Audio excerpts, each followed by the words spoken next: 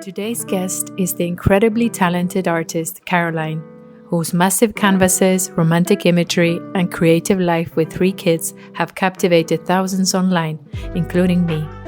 Born to a Finnish-Swedish mother and a German father, she actually grew up in Andalusia and earned a teaching degree in Madrid before traveling the world as a fashion model.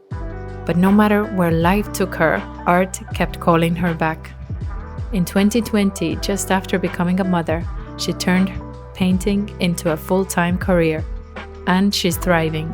Her work adorns even Haaland's villa in Marbella. We talk about her journey, balancing work and motherhood, and her incredible social media following. You don't want to miss this. What has been the most expensive painting you've sold, if it's not a secret? I had a client, and at the beginning I didn't know who he was. It was a secret. And that was very exciting, right? Because his manager contacted me, just told me like, hey, we have this big villa in Aloha. We need a lot of paintings and we love your art. So we thought we will just order all the paintings from you. Wow. Later on discover who the owner was because they told me. They were kind in that way because I asked like, please tell me who it is. I'm so curious. Yeah, it's a football player, very young, Norwegian. But that's the reason my following has grown so much. Because I see a lot of artists making beautiful art and sharing it on Instagram, but they don't have a lot of followers because for several reasons. Yes, I feel very Spanish. I speak mostly Spanish. My husband is Spanish. My friends are mostly Spanish. So when I was a kid, I said, no way. I don't want to be an artist. No way. This is the only thing that keeps me going in those very stressful moments. So that moment, I guess that's when you just quit everything else. How do you balance then? You have 3 kids, which is crazy. They're one after another. Yes. Then you have your job, then you have your marriage, and maybe some me time. I don't know when that is. How is it? Hello, everyone. Here I am in the beautiful Sundance shop with the beautiful Caroline. Thank you so much for coming. Thank you for inviting me. Yeah, I'm I feel so like excited. I've been following you for such a long time. And then I don't know where I even got the idea. I think maybe I saw one of your pictures and I was like, oh, really? I was like, I have to do an interview with you to get to know you better, get to know what is behind your art, because I love your pieces, but I know there must be something behind there. And just overall, where are you from? What is your story? You have 3 beautiful children, and I know one of them is also painting now. It's incredible. I don't know anyone like that in Marbella. I think you're very unique, and you seem very like soft and feminine and so sweet. So, and I mean, the 10 minutes I've spent with you has just proved me that I'm right, but I'm really like intrigued to know more about you. So if you can just like introduce yourself, tell me a little bit about your background. Thank you so much. Thank you so much for inviting me. My name is Caroline Wendelin. I'm an artist, as you said, and I'm also a mother of 3. Even though I don't look Spanish, I actually grew up here in Marbella. My grandparents moved to the coast in the 70s already. Wow. So my parents also grew up in Marbella. And then me and my sisters grew up here. And now my children also. They are the 4th generation in Marbella. And that's very typical here. No, Most people are moving around and they come here when they're already grown up. But it's not my case. I grew up here. I went to school here. And I have lived in other places too. But I always tend to come back. And now I've been here for quite a few years. But what is your background? Obviously, like you said, you don't look Spanish. So yeah, my mother has Swedish-Finnish origins, and my father is German. But they both spent their teenage years here in Marbella, so they were both fluent in Spanish. And well, of course, they don't look very Spanish. They have light eyes, light hair, but our mentality and our hearts, I like to say, feel very Spanish. Yeah, my parents, they used to be artists themselves in the 90s when I was born. And there was a lot of like big villas in La Zagaleta and around Marbella. They wanted to have like these beautiful murals painted on the walls. So my parents did that. Wow. And I think that's where everything started. Obviously, it was a big factor to make me pursue art. Although my journey to become an artist was not straightforward. I didn't think I wanted to be an artist as a child because I saw my parents struggle and abandon art. Why? What? Because like you said, if you're doing big works for Sacaleta, feels like a lot of money. It was for a few years. It's also like the tendencies and fashions, right? So they did that, and then maybe there were no more clients interested in murals. My mother, she continued a few years. She was painting on canvas. She was making these beautiful animals and landscapes. But I don't know, like being an artist, it's not easy. Even though a lot of people think it's such a relaxed and beautiful job, right? But it can be very stressful, and it's not easy making a living out of it. I think a lot of artists make art on the side and have a different job or a different income. That's what I know usually. I know a few here, but... And I'm very lucky. I'm probably one of the few artists that only makes art. It's my full-time job. But as I said, I didn't think I would be an artist because I saw my parents struggle so much and give up and then find other jobs. So when I was a kid, I said, no way. I don't want to be an artist. No way. I wanted to have like a serious job. I wanted to study. I wanted to travel. And once that was done, I thought maybe a job in teaching. Like I really loved the schools and being with children. But yeah, somehow I will tell you the story how I ended up being an artist. So what did you go to study then? You went to university like you thought you had to do, no? Or you just wanted stability, my story is a bit, it's not the typical story. I didn't finish school here in Marbella. I was 15. And at that point, I started feeling like I hate Marbella. The teenage. I had a lot of teenage things going on. And I was living just with my mom because my parents divorced. And I told my mother I was feeling very unhappy. I felt like Marbella was so superficial. Like all the girls in my class, they cared about brands and status and like gossip. You know, going out in Puerto Banús was the most exciting thing that could happen at that age. So, and I didn't identify with it. And there were a few other things going on in my life. And I asked my mother, would it be okay if I moved to live with my grandparents? They were living in Finland at that time. And to my surprise, she said yes. Like, okay, you don't feel happy here and you're very responsible. I've always been quite responsible. Like, okay, go travel to Finland, live with your grandparents and finish school there. So I was 16, I moved there to this little town of like 3,000 people, you know, like lost in the forest, literally. It was a wake-up call. Because it was so exciting, you know, I was 16 and my grandparents, they didn't have any boundaries. So they also came to Spain a lot. They spent a lot of months here. So I actually got to like live alone almost. I was cooking my own food. I was going to the grocery store. I was driving my moped and I walked to school every day. So I felt so free, but I also realized how good life in Marbella is. The cold and the weather and the, you know, darkness in Finland, it just hit me like a slap in the face. And after 2 years, I finished. I graduated high school and bachillerato there with very good grades. And everyone was like, wow, Finland, they have the best school system in the world. So I would just keep going, like study university in Helsinki. But I said, no, I need to go back. I need my son, I need my light, I need the food, and I need the people. So I came back to Spain at 18 after 2 years, discovering how, like, seeing how good life is here, actually. Yeah, because I think I'm from Estonia, which is this neighbor country to Finland, and I've been raised in the cold, dark, snow, but I didn't have this moment of comparison because as a young child back then, we had TV, but there's no social media. I had no idea there's like palm trees and 300 days of sunshine here, but you had this, no? When you were growing up, I had it. So suddenly you were taken into the dark cave, and you're like, exactly, do I have to really stay here for the rest of my life? Yes. But if you don't know better, you don't even realize. But now, like as I said to this friend of mine, I said, listen, now that I know life is so much nicer here, the quality of life, why would I live in the dark place? Yes. I love my country, but the weather I cannot stand, and the weather is so important for me. And also here in Spain, in my school, people would say I'm very introverted and I don't know, maybe a bit awkward even. But once I went to Finland, I realized, wow, I'm normal. I'm very normal and I'm actually extroverted in this scenario, right? Yeah. So I realized it's not my place.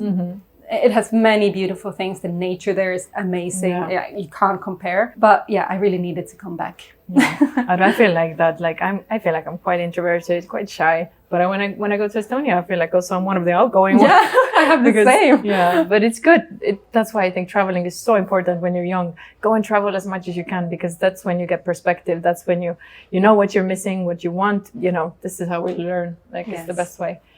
So do you take your kids back now to We have been Finland there in summertime. We have never traveled in winter. They're still so small. My oldest daughter, she's 4.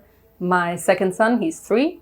And my youngest daughter, she's 1 year old. Wow. So they're very close in age.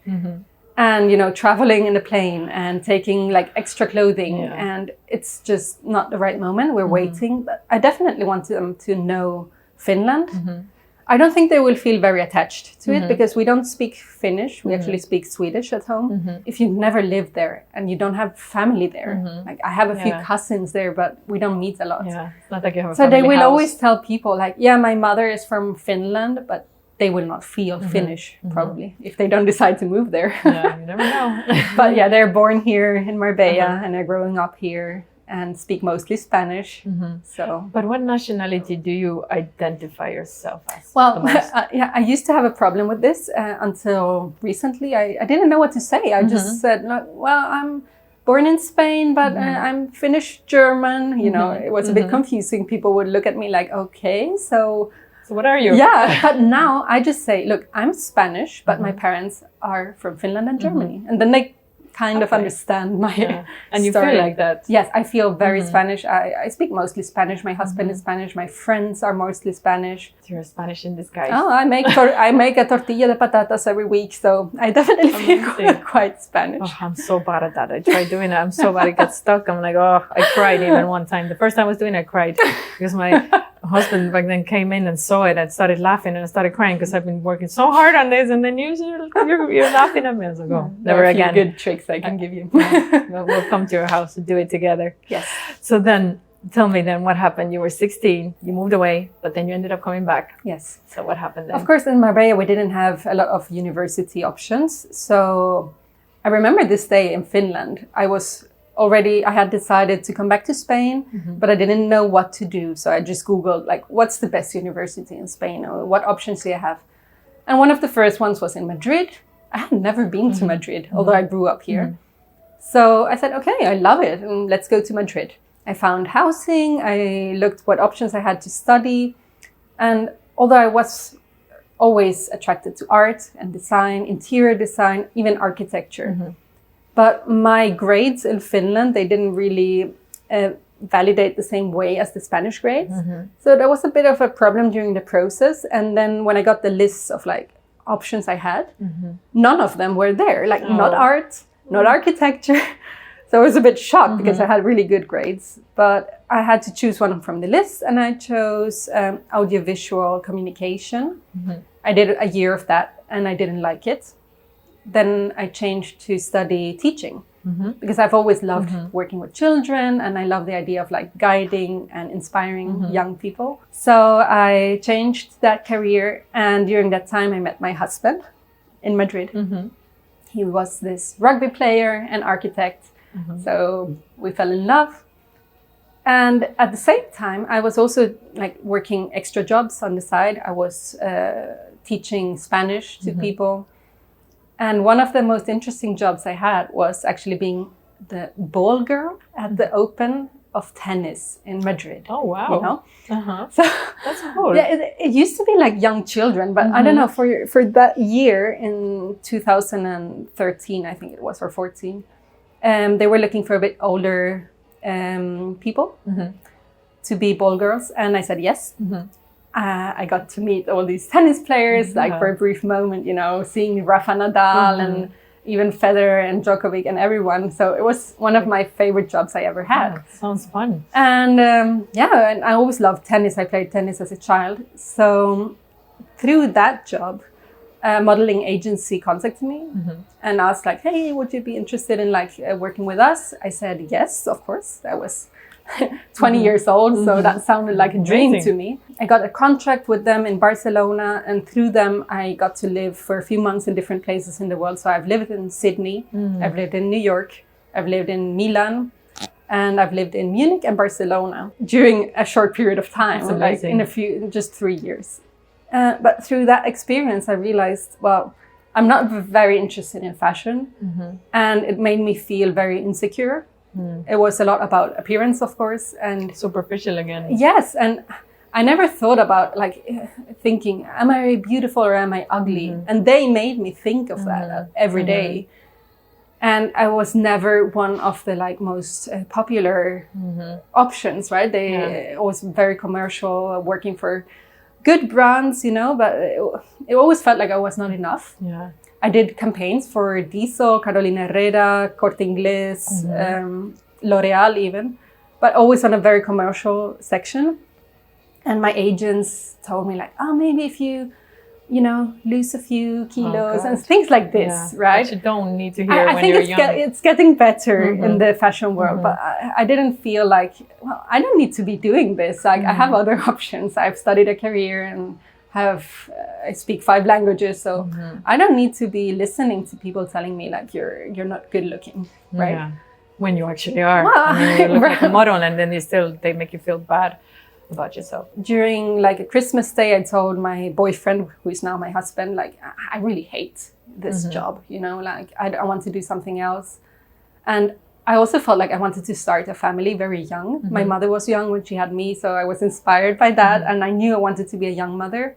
So I was about 24, and I told him like, well, if you're ready, I'm ready, right? And he said, yes, of course. We both have the same dreams of having a big family. So I quit modeling and went to have some jobs here in Marbella. He's an architect, so he got a job here in Marbella quite easily. And I work in a lawyer's office in Marbella. I also worked in a real estate agency as a secretary. And I was working in a language school here in Marbella, everything here in Marbella. But, you know, you've done it all. I did a few months of each, and I just like, this is not for me. This is not for me. I had this degree in teaching, so I even tried like an internship in a school. Art was always a hobby of mine. I was doing it in the afternoons. And one day I remember my mother, because she was working in real estate, she said, hey, come with me to this open house. It's very exciting. It's a huge villa. It's so beautiful. Like you have to come and see it, even if I wasn't working in real estate. I went to the open house, you know, everyone was there having their champagne, seeing this beautiful villa, typical Marbella villa. It must have been over 5 million euros, you know, I was very impressed. But something that caught my eye was the art. There was this big artwork of Marilyn Monroe on one of the walls. And I looked at it and I got really close to it because, you know, I always want to look at like the texture and things. And I realized like, well, this is just a print, right, of Marilyn Monroe. And then someone has smeared a bit of paint on top. Nothing special. I can do that. And I went home that day and said, okay, let's do it. I started making like pop art and portraits of famous people, David Bowie, Audrey Hepburn, Brigitte Bardot, and Marilyn Monroe, like the typical popular figures. And then I smeared some paint on top. Okay, this is probably working. And everyone was telling me, like, they look amazing. Like, you go, girl. And I asked a friend of my mother, like, he had a cafe in Marbella. Do you mind if I hang my paintings in your cafe? Because your walls are empty. I said, of course, bring your paintings. And like a few days later, I had my paintings there. There was this after work on a Friday evening. And they all sold out. Wow. So that was my aha moment. Like, I can do this. And people like what I'm doing, you know? It must be such a nice feeling, no? Oh, it was amazing. Like, oh my God, this is what I've been looking for. Now, like this. Yeah. this is what you were born to do. Like you said, you were born in the art and you love painting. I was just thinking, like, I can't believe it, because I said as a child, I will never be an artist. Never say never. Yeah, never That's say like never. my number one lesson in life. But as you see, I tried never. a lot of different things. I've traveled a lot, and here I am back in Marbella doing art, which is crazy. But sometimes I think we have to do the whole round to realize that this was actually good. Yes. Or if it's not good for you, you will find what you're looking for there. But just staying in one place is, I don't think, usually never the answer. Traveling is always a good source of inspiration, and seeing the world and realizing, oh, there are other options, or maybe even realize, oh, these options are really bad. I'm going back home because they were better there. Or you learn from them so much. Like, I'm sure, like, who doesn't want to live in Sydney for a while? I mean, this is incredible. Yeah, I have a lot of experience, and I'm very thankful. I've always, I believe a lot in manifesting. I think you do too. And I mean, who doesn't now? It's like a little bit of a trend, but I feel like it's something you have to believe in that. You have to be an optimist. How else are you going to go through life thinking like, this is not like, there has to be some kind of meaning. There has to be like, you know. Yeah, I think if you think that life has no meaning, you will probably have a hard time being happy. Yeah. You need to feel that there is meaning in life to feel happy. And even people who say, oh no, I don't believe in manifesting. Maybe even my own husband, he thinks more this rational thing, manifesting, what does that even mean? But he does it unconsciously. He sometimes tells me, oh, you know, I saw a sign today. I saw the 11:11 on the clock. Yeah. Like, you see, you believe in it too. We all believe in something. Yeah. But I also like the fact that I can be in charge of my own life. Of course, in a way, I believe in the destiny and things, but this gives me like the power that if I want something, I can go and get it. Yes. You know, instead of saying, no, I was just born here and this is the way it is. No, like if I really want something, I can make it happen. And, you know, I have proof of that in my life. So just think of what you want. I think that's the biggest problem with people. They just don't know what they want. They're just living their life thinking this is the way it's supposed to be. And other people are telling me this is the way it's supposed to be. But actually, what do you actually want? Yeah. You know, so if you know that, then it's much easier to reach that. But a lot of people, I just don't think they even know. So in a way, I'm really glad that it's a little bit maybe trendy and a cliche, but this has helped. I think a lot of people realize what they actually want, what is their passion, and what is the meaning of their life, you know? Yeah. So what year was that when that was like the aha moment? Well, I think it was 2019. Or 18, I'm not sure right now, but 18 or 19. More or less. Yeah, it's not a very long time ago. But because also you're very young, you know, so, and you've done so much for your age. I mean, you're 30, 3 kids, full-time artist, then you've been a model, then you traveled. I mean, this already, you have so much, you know, experience in life. So that moment, I guess that's when you just quit everything else and started painting full-time. Yes, I quit my job and I was making these pop art pieces.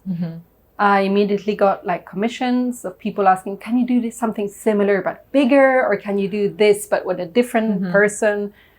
And everything I was making at that time, I sold quite fast. Then I was always thinking of children too. You know, I've had this call since I'm young that I need to have children. I really wanted it. It's like my calling in life to be a mother.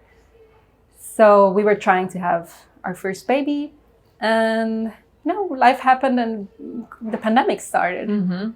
It was a bad experience for a lot of people, but for me, the pandemic actually made me like really focus on art. I was pregnant, and my daughter was born in April 2020. So it was right after the lockdown started. It was a very happy time of my life. Really? I got to be at home and just care about my baby and enjoy the baby bubble. And my husband was home. He would have probably not been home that much if the pandemic didn't happen. And I was focusing a lot on Instagram, of course, because it was my only way to show people my art.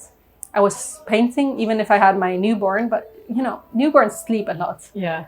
And I was shocked at the beginning, like, wow, she's only sleeping all day. Like, what am I supposed to do? Just look at her. As I kept doing art in my postpartum days and sharing it on Instagram and growing my following. And I'm so happy because it really resonates with a lot of people, a lot of mothers too. I started to get questions like, how do you do it? Like, how do you paint while baby is there with you? I'm like, well, she's sleeping and I'm painting while she sleeps. But I mean, you have a lot of followers on Instagram, so obviously you either know what you're doing or it's luck. But you said you also studied audiovisual. Well, so maybe that has helped you, and you probably have a very creative eye anyway. But do you put like intentionally, do you have some kind of strategy for your Instagram? So it's not just pure like... But I've always been strategic in everything I do. And my mother and father and my husband, they've laughed at me sometimes about this. Like, you're always making lists, they tell me, and like planning, and this is how we will do it. But I think that's the reason my following has grown so much. Because I see a lot of artists making beautiful art and sharing it on Instagram, but they don't have a lot of followers because for several reasons, right? I think the way you film, the quality of the video, like where you put your artwork in the frame and the light you use, everything matters. If you manage to create that first 2 seconds of video that are beautiful and put a good short text on top, people will stay on the video. So it's like, it sounds easy, right? Yeah. But also because my art is quite big. So that was probably one of the first things people noticed. Like, wow, how do you make these big artworks? I've never made small artwork. That's thanks to my mother, because she was an artist when I was a kid, and she painted quite big. So when I started painting, she told me, just paint big. People will love it. And if anyone needs a small painting, well, you can do that too. But like, if you make something big, it will be eye-catching. It's true, because it's also impressive, whatever it is. Like, even if it's like five stripes, but if it's big, it will catch an eye, because it feels like the size is part of the artwork. It's a statement. It feels like someone really believed in that piece of art and made it really big. So if someone else believed in it, maybe you should stop and look at it, right? Exactly. But what are the emotions or messages that you hope people take away from your art? Well, how would you describe your art to people who haven't followed you, let's say? I make portraits mostly, not of specific people. It's usually women who are strong, but also vulnerable at the same time. And together with the portrait of the woman, I add these abstract backgrounds with abstract elements. So the face of the woman is usually, well, it just symbolizes her external appearance. But all the abstract elements, they can symbolize the emotion behind her feelings. So that's how I would describe it. And what I want people to feel, well, I basically want people to feel anything. It can be anything from wonder or curiosity or nostalgia. I don't make very happy art always. I have done a few pieces which I would describe as very happy. But I would say most of my art is a bit nostalgic. Melancholic even. Like there's this romantic essence in them. I love adding flowers and petals and a bit of gold and like blues and pinks. So even if people told me in the beginning, like, don't paint flowers because it's cheap. Don't paint flowers. I don't know. Somebody told me that, that's right? Strange. And I said, well, I love flowers and I think they're beautiful. And you know, if I feel like adding them to my painting, I will. Don't always listen to people's advice. Exactly. No? Like, listen to yourself. So as long as people feel anything when they look at my art, I think that piece has done its job. Exactly. I think also like the meaning, I guess, of art is to just evoke some kind of emotion. Yes. If you're looking at something and you're feeling something, then I guess, I mean, I'm not an artist, but I guess that's how it's supposed to be. But you say you're not an artist, but at the end, the people who enjoy art are not all artists. Yeah. So of course, there are many artists who only focus on like what they want to express. But I always tend to think like, what will other people feel when they see this? Like, will they feel happy or like remember their childhood? You know, I think that's important too. No, but I feel like, let's say our Instagram page is also like an art in a way, because I am choosing what picture I'm putting or the way the light or everything. So in a way, we're all artists who are on like Instagram on a small level, like a different way. But since I also work with marketing, it's true that I am also trying to get some kind of emotion or some kind of reaction out of the people. So it's I love also creative things, and I actually went to art school for 3 years when I was younger. Amazing. Yeah, and I was really bad at painting, like with watercolors, super bad. Like it wasn't my thing, but I love doing it with a pencil and like not the ash, but like the coal. Yeah, coal. With the coal, and just like recreating whatever vase and stuff. That I was like super good, and I love doing it. But with this paint, I was like, forget about it. It just wasn't my thing, like at all. I honestly think that even people who say, "Oh, I'm really bad at art," there's somewhere art hidden in them, right? It doesn't have to be painting with watercolors or acrylics or oils, but it could be sculpting or making music or, you know, photography.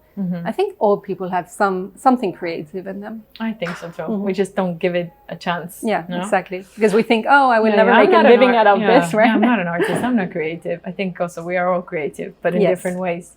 So how has your art evolved? Like you said, you started with this pop art. Now you're doing this, or do you see your art like in different stages? Yes, definitely. For me, there have been especially two phases. The first one was the pop art. Well, before that, I was making my hobby art, which was copying things I've seen, like maybe copying some fluid art, which is just pouring paints, or copying landscapes by Monet, you know. My first original art, which came from my own mind, were the pop art pieces with David Bowie and Marilyn Monroe and these. But I kept seeing similar things everywhere. And I knew, oh, well, they sell well because people love these famous people. There was a big demand for them. But when my children were born, my first daughter in 2020, I really started reflecting on like, what do I want to teach my children, and like being true to myself, because I want them to be true to themselves. And I looked at my art and I said, well, I'm really proud of what I've done. And I think they're beautiful. But is there something else I really want to paint? Is there something else in me? And I started doing these more romantic portraits with soft colors, with flowers and hearts even. And, you know, my mother, she was commenting like, oh, those will not be easy to sell because not everyone wants a portrait of a woman with flowers and hearts. But I'm so surprised because honestly, people, I think they look at my art and they feel like connected to it. And it's been a great success. Yeah, I mean, I love your art pieces. And for me, like when I look at them, I feel like a lot of warmth and like very feminine and very like I don't even know how to say, like very gentle or somehow like flowing. And yes, that's what I love to hear. And somehow like very nice. Like it's I can imagine that like it gives so much like somehow light to the room. Like when you have a piece of art like that. And it's definitely not pieces that go unnoticed. You know, I see a lot of art that's it's like blends into the it blends interior. In and it's great for interior designers, abstracts, you know. But my art is I want it to be very evoking. I want people to stop and ask like, hey, what's this and who made this and what does it mean? And where do you sell your art now? Mainly through, I guess, through your Instagram, through your website, or do you have it somewhere, like you said, in art galleries, or have you done any art shows? Yes, I've done a few. I've participated in like art shows with several artists, but honestly, it's quite expensive to participate because you have to obviously cover the shipping and the participation fee and pay a commission if you sell something. And I've had so much demand here in Marbella and also through my webpage that I stopped doing the exhibitions because I didn't need them, or I don't need them at the moment. So in Marbella, I had my pieces in a few furniture shops a few years ago, and also like in a few clubs, you know, golf club or a private club, because just having one piece there is enough. People will see them. I leave my contact information and they call me. But I would say over half of my sales are to art collectors in the USA. Wow. And also a lot of Germans, a lot of Swedes, and even a few in Australia. Wow, that's so around the world. Yes. To Sydney. Yes. Really? Wow. The shipping is very expensive to Australia. But they pay for it. So. They do, yes. So they must really love it. You are also a mother of 3, which is another level of a job, you know? It is. So how do you think that has changed you overall, like becoming a mother? Because I felt I'm like a different person when I become a mom. And they always said that. I was like, yeah, whatever. But when you become a mom, how do you can't understand it until you become a mother. Even if you've seen it, and even if you have friends who have become mothers, until you have your first child, you will not really understand the changes that happen on a hormonal level, on an emotional level. Like everything changes. And it's not a change from one day to the other. It's months and even years. And maybe when your kid is 3, you look back and say, wow, I don't even recognize myself anymore. Of course, I have much less time now to paint. I have to organize myself. But as I said, I feel like I've become more true to myself. What I paint is something I really love. I get a lot of messages asking if I can paint. Can you paint my pet? You know, my dog, or can you paint my grandmother? And I say, no, like not at this moment, at least. I want to paint what I want. And of course I do commissions and adapt to sizes. Some clients say, well, I really need this size to my house. So I can adapt to that, but I still paint what feels true to me. And that's because of my children, because I want them to see their mother doing like what she really loves. Instead of, just because they pay, I'm going to paint your dog. No, so. I did say yes to a few of those in the beginning when I was unexperienced. And I thought, oh, well, great, she wants a painting. I paint anything. Yeah, and also when you need the money, I mean, yes, in the start, what you have to do. But do you think it's doable? Can you make a living being just an artist, a painter in Marbella? Yes, I think you can, because Marbella is a great place to connect with people who are interested in culture and art. Even if in Marbella we don't have a lot of museums and not many art galleries, but people come here and a lot of them have really beautiful big houses, and they're always looking for art to fill their homes, to give color to their walls. So I think Marbella is a very good place for art. But I do also sell, as I said, in other countries. So I have my webpage where people can order.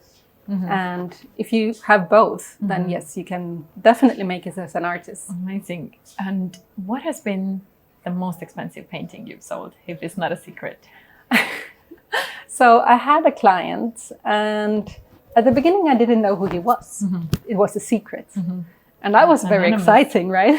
Because his manager contacted me and just told me like, hey, we have this big villa in Aloha. We need a lot of paintings and we love your art. So we thought we will just order all the paintings from you. Wow. And at first I thought, well, that's funny. Who wants to have like 10 paintings of the same artist? But they were so enthusiastic, and I went to meet with them. They showed me the villa, and they still didn't tell me who is the client, who is the owner of this house.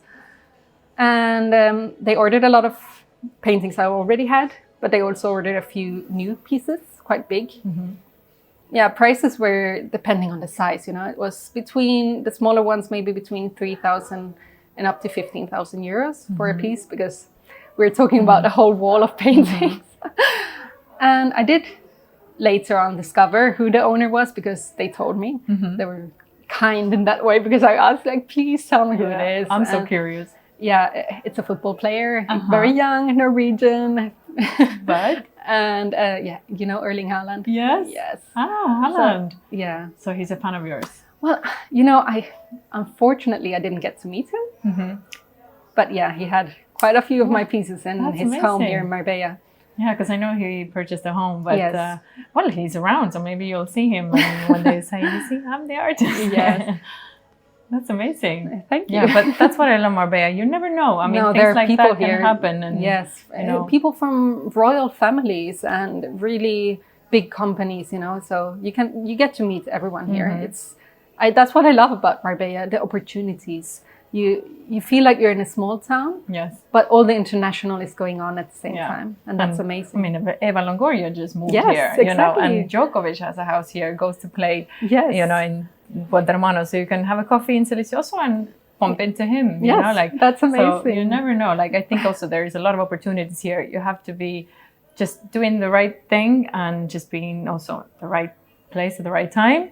And I think also networking, connecting with people. And that's why I also love this podcast. I get to connect with so many amazing people, get to know their stories, and through them I connect with more people. And this really is the key. Like this is the way to do it in Marbella. Because sitting in your house alone, I mean, it's good if you want to do your work, but you also need to go out and meet people. And I need to do more of that. And you get amazing opportunities. And I know as a mom, it's difficult. I've also been, you know, like more in the house with the kids because I have 2 kids. But now that they're both in school, I have the opportunity again to be more out and about. And I'm like surprised also how many interesting and cool people we have in Marbella. I'm so blessed. And there's such a mix. Like one of the big misconceptions about Marbella is that everyone is rich and sipping champagne on the beach.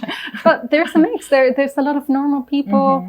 And I grew up here in a normal house with a normal car. Like a lot of my friends just work in small business. So we have a very beautiful mix here. That's what I love. You know, exactly. Sometimes people also think, oh, my life is glamorous. Yes, I have heels today. I have earrings today. But actually, this morning I ran to school with my kids. No makeup, just random clothes on. You know, like we live no one would judge you. You know, like, that's fine. Exactly. And it's normal. And then we can go to the beach, be like hippies, then go out. I love a glass of champagne, but I love this. Like we have this bipolarity here. No, we can have best of both worlds. Yes. The fancy world and then and the you can choose world. If you don't feel like being in one of the worlds. Well, take a break. And also like you can't say people are superficial. Yes, I've met a few of them, but you don't need to hang out with them. You can go to the yoga studio and be with more mindful people or find your people. Exactly. When I was 15, I didn't realize that because, you know, I was going to school and we were always the same group of people. And I thought, oh, they're all superficial. Yeah. But, you know, later I've met a few of them again. And I'm like, oh, they were not that bad. But also maybe they've changed. They've changed. Journey. They've grown, you know. We all grow. Yeah. Yeah. But what has been, let's say, your biggest life lesson so far? I know you're young, but you've done a lot. I've gone through a few things in my life. I guess everyone has. And I would say one of the most challenging moments was when my second child was born in 2022. Because he was born with a little problem. He had a kidney hydronephrosis. And I had never heard about that. And it meant it's not very dangerous, but it meant we had to spend a lot of time in hospital that first year. And doing checkups, doing tests. And, you know, I was very scared that first year. I felt like I didn't know enough. I wasn't doing enough and failing my son. And he wasn't gaining weight. You know, that's a horrible thing for any mother. That's like the number one it's thing. Probably it's probably the worst thing. 100 grams, They're not gaining weight. Like, what am I doing wrong? And going to all the best doctors around, private and public health system. Because we're fortunate to have both. Well, I would say now he's fine. And through that experience, I learned to accept that sometimes I can be vulnerable and feel scared. And it made me show up in my art also more vulnerable and just like, you know, life is short and you never know what's going to happen. You might not be alive tomorrow. So let's just be true to ourselves today. So that's one of my biggest life lessons. No need to fake it till you make it. Be who you are and you make it anyway. And I'm trying to teach my children that too. I mean, I have a very specific life philosophy and I teach my children it too. And because I love doing lists. So my life philosophy has 3 bullet points, which are very basic. It's keep learning and be kind. And enjoy. You can also say them with much fancier words. You can say, well, growth and connection and being present. But it's the same thing. Yeah, it's the same thing. So I teach them, it's those 3 things. If you align with those, you will probably have a meaningful life. And that leads to a happy life. That's nice. I love that. And I guess, well, the kids learn best by example. Because you can teach them stuff, but you are also leading by example. And I see from your Instagram that your oldest one, Olivia, is also painting now. Yes. So that's amazing. Tell me a little bit about that. She's been painting with me in the studio since she's in the belly, you know. I was painting when she was in my belly. And when she was 1 year old, I was carrying her in a baby wrap. Later, I tried also like baby carriers and I discovered how well they work. Babies just sleep much better when they're close to your heart. I know it's not very comfortable. She obviously also sleeps in her crib, but I could spend sometimes 2 hours straight painting while she was sleeping in the carrier.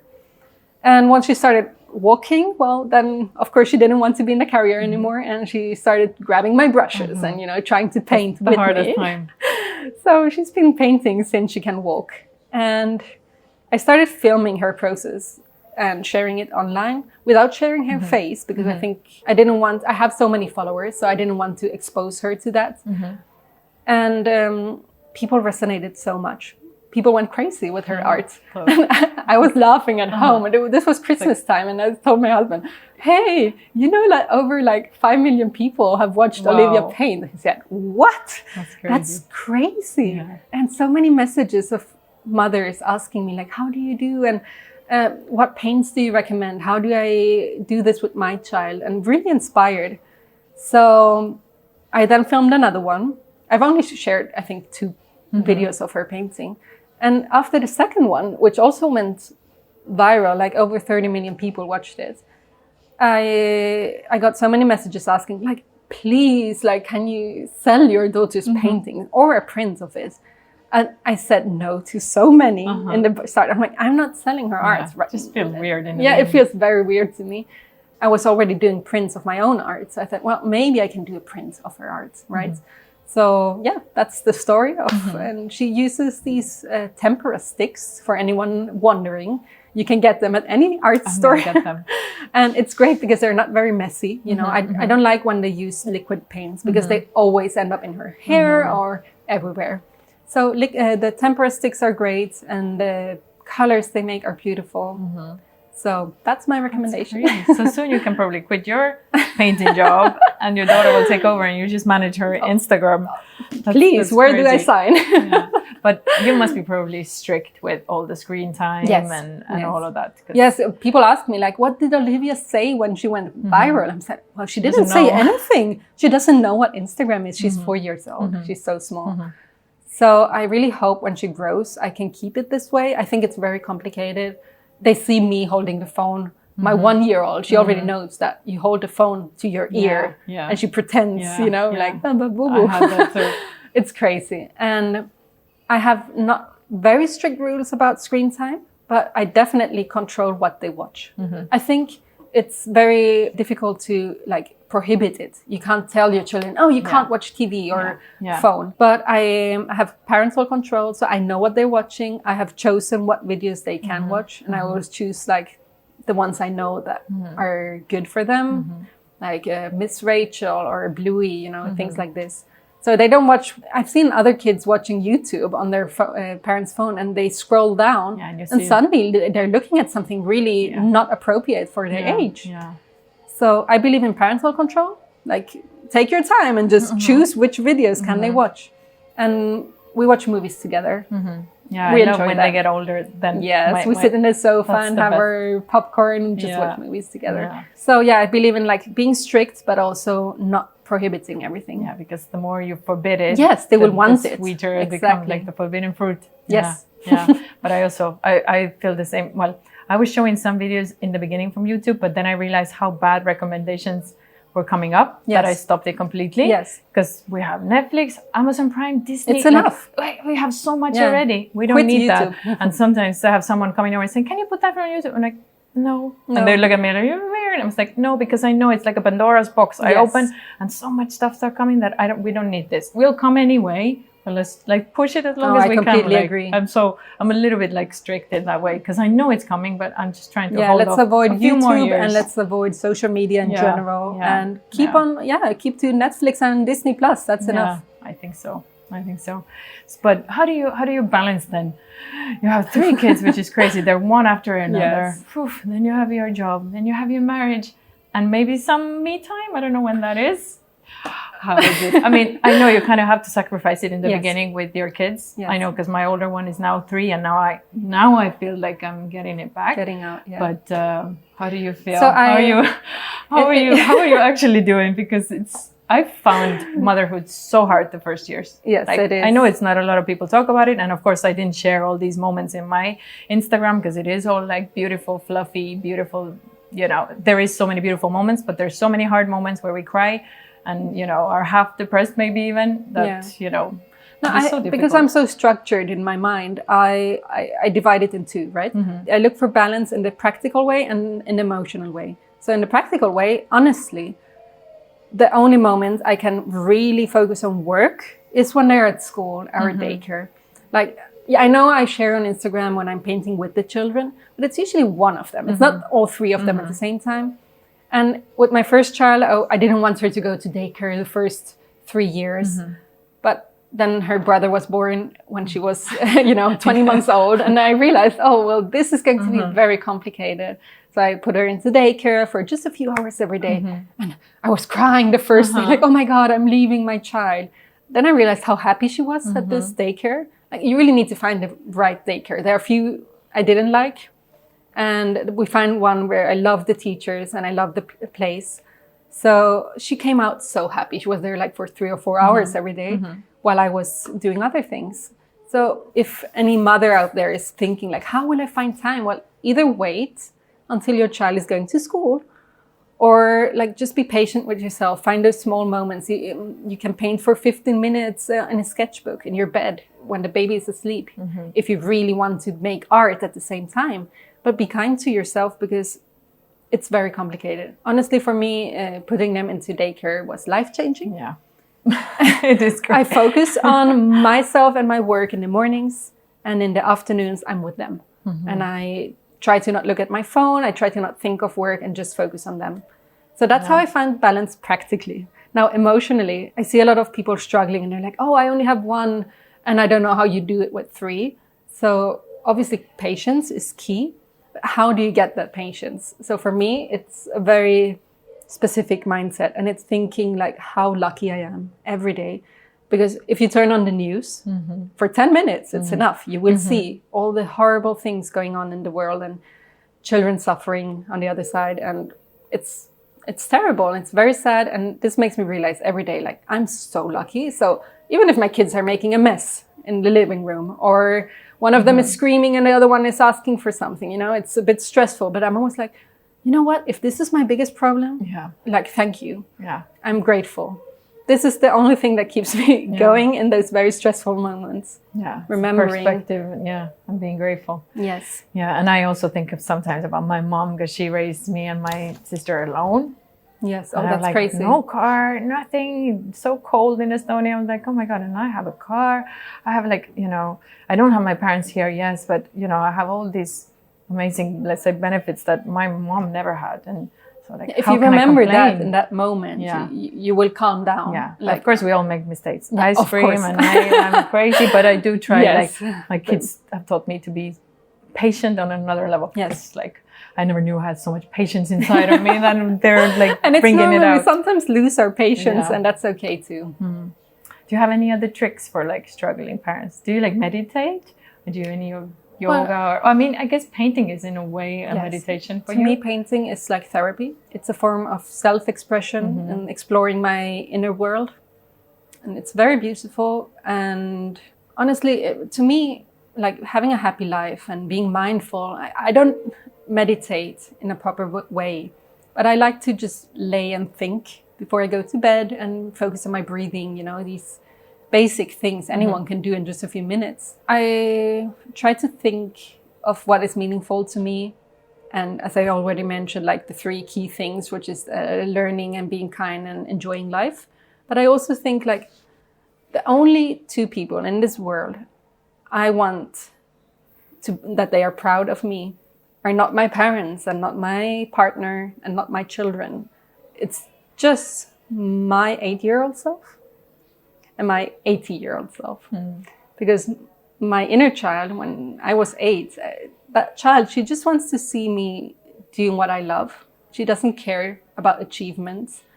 She just wants me to feel happy in whatever I do. While the 80-year-old self, she looks back and all these memories, and she also thinks like, it's not only what you accomplish. It's like taking it slow and just focus on the present, because one day it will only be memories. So I will think of that before going to bed. And that's a nice perspective. It's a nice way of thinking. Yes, and it does change how I see my daily life and what I decide to do the next day. And what else do you do besides painting? I mean, now you don't, I guess, have a lot of hobbies, or is there something you're thinking of doing? Or what did you do before in Marbella? With 3 kids and a business. Yes. I don't have a lot of hobbies right now, but I used to have. I used to love playing the piano and playing tennis. I was not good at any of them, but I enjoyed it.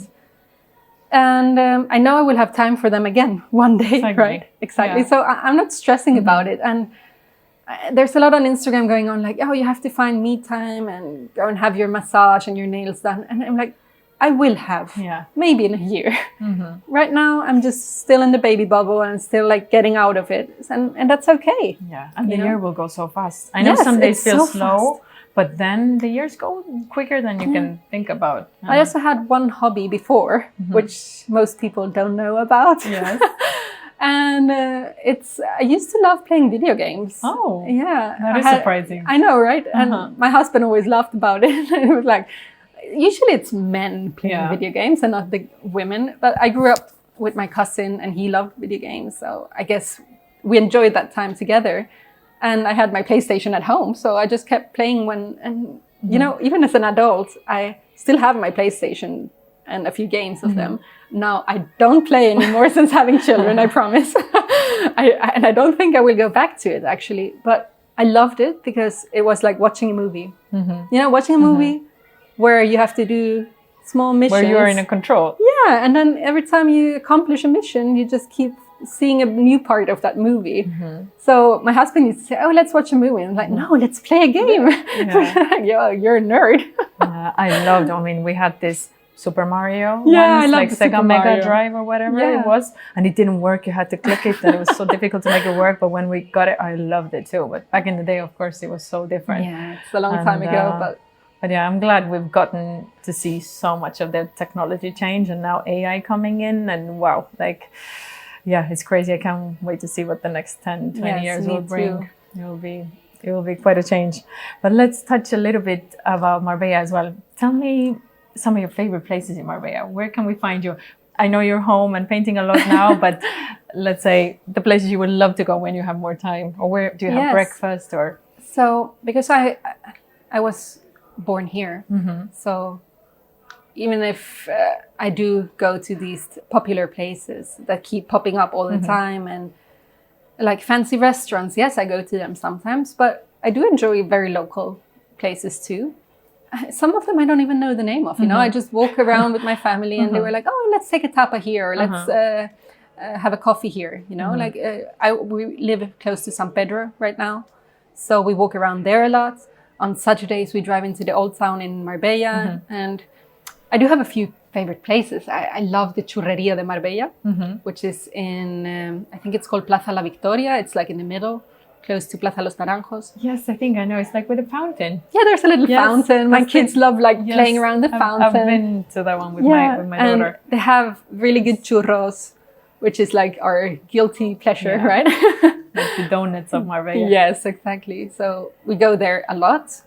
And I love the beach, but more than the Marbella beach, I love the one towards Los Monteros. It's I like the sand there, you know, and less people. And a bit whiter, nicer sun. It's so beautiful. And I also love going out, like when I'm with friends and just want to go and have a beer or something very low key. I go to Boca Seca, which is on the Golden Mile, but it's still a very normal place. Yeah. And don't list anymore because you'll see more of your favorite places in my blog, which I will list, and of course there will be links to your website and your Instagram so people can follow you and check what's coming next. And it's been such a pleasure talking to you. I don't know if you have any other subject you want to touch on, or any last words. Well, I'm so thankful you invited me because, as I said, I'm quite introverted. So I have a very hard time taking that step to ask people like, hey, let's meet and like talk about this. So it's often the other person who reaches out to me. So I'm very thankful you messaged me. I'm so happy you said yes. And I'd love to connect with new people. And in a way, like I said, today was like weird meeting you because I do feel like I know you. You do feel like you know the people you follow. That's what happens with celebrities. Also, we feel like we know them, but actually, like we don't know them. And they look at you like, I've never seen you. But it's fun. It's fun. And I love to meet people who I've met on Instagram, to meet them in person. And you have such a lovely story. And I can't wait to see what you're going to do next. Yes. Thank you so much. Thank you so much for coming. And well, I hope you also subscribe to my channel. I always forget to say this, but please, if you want to see more and better videos, please subscribe to my channel so you can see all the new episodes that are coming in. And I can't wait to show you who's my next guest. And thank you for watching. This episode is brought to you by Sandon, a family-run furniture company with a brand new flagship store in Forum Marbella.